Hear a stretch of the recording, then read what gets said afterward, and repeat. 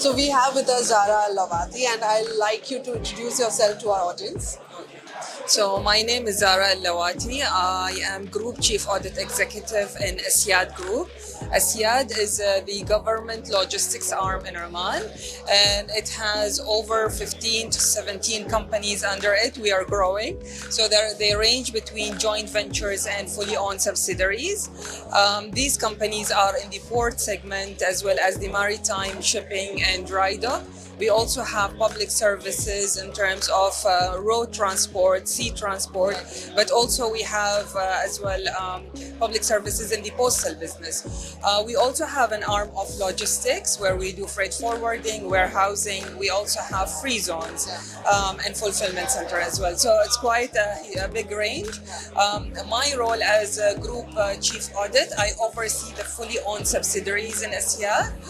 So I look at everything within the group from an audit perspective, except for the joint venture, which are the three large ports in the country. So, since your company has a vast variety of operations, I would really want to know the workforce dynamics that you have, the diversity, the inclusion percentage in your company, and what has your company done to actually reflect the impact of diversity.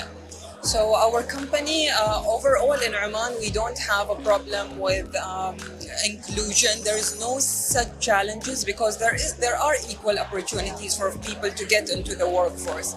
But like we have been hearing all day in the conference today, there is a challenge when it comes to field operational related positions, and this is more of a personal choice, as well as these are quite challenging for female to get into. And the percentage in Oman is also the same as it is worldwide. Yes, we are trying to improve that by trying to make it more attractive and all, but because we work in a global atmosphere and a global ecosystem, it's not very easy for us to impose our own parameters. So there are a lot of initiatives that are going on. There are many diversity, cultural related workshops that are going on, and we are looking into increasing that. But from a workforce perspective, especially office staff, on Women's Day, when we celebrate and leave office, you can really see the impact of how many women are not there on those days. So no complaints on this. We do have that, very, very well structured in the country, and I'm really happy for that. But once you reach into the executive levels, it also decreases board membership representation. It also decreases. But that comes with many other factors than it is not consciously done. Yeah. So basically, you are saying that the company has an organic workforce dynamic. Absolutely. So, what are the differences that you have seen in your company and the problems that you have seen in other country companies? Yes. So, what are those broad loopholes that Okay. are there? I think in Oman we're quite lucky because, and maybe it is the same with the South Asian, it's the same with the South Asian countries where we have the family support. Yeah. So female workers do get a chance to progress in their careers if they're willing to, because they always have the family support. For me, if it wasn't for my mother, I wouldn't have been able to do much, because eventually I had little kids at some point of time. I still have a 6-year-old baby. Child. So I think this is where we are more privileged, I would say, compared to the Western world, where it is it's more of a struggle. Like the female worker would have to take time off, maybe years at a time. So that career gap they would be experiencing, whereas we might have a little bit of a more advantage here. Yeah. And in this conference, which was the best part, which was the best session that you found and you could actually relate to it with respect to your company? I think the theme today was very much focused on diversity. To my company, everything was related, everything was relatable at some point of time. But when I was initially invited to speak by Sanjam, it got me. I got very curious to know how are the numbers speaking in the bigger corporate circle rather than only in maritime when it comes to diversity and inclusion.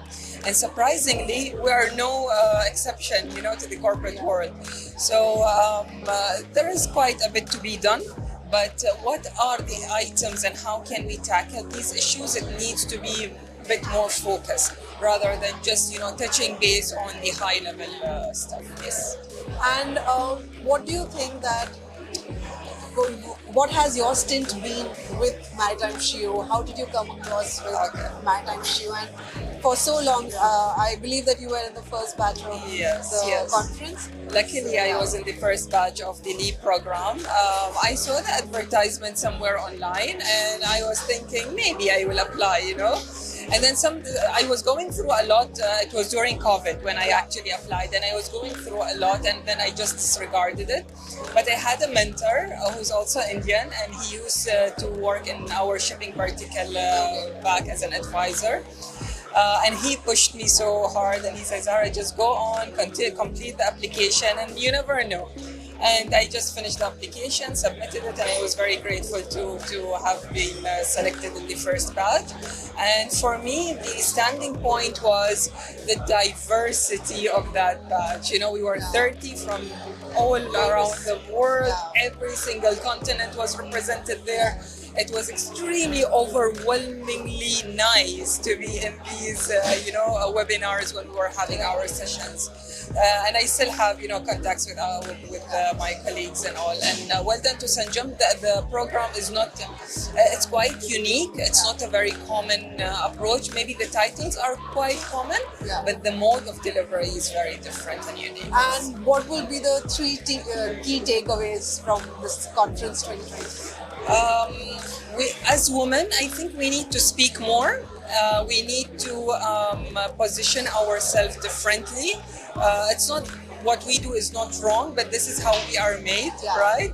There is no right or wrong, but accepting who we are. Accepting who we are, and also showcasing our achievements. So we keep mixing between bragging and showcasing achievements. So I think we do very, very, very little in this. That's why it's never enough, actually. It's never enough, and people don't get. So if I have 3 takeaways, I'll repeat the same one 3 times. Okay, that's great. So this is Zara for us. Thank you for speaking with Import Export. Thank you. Thank you very much for the opportunity.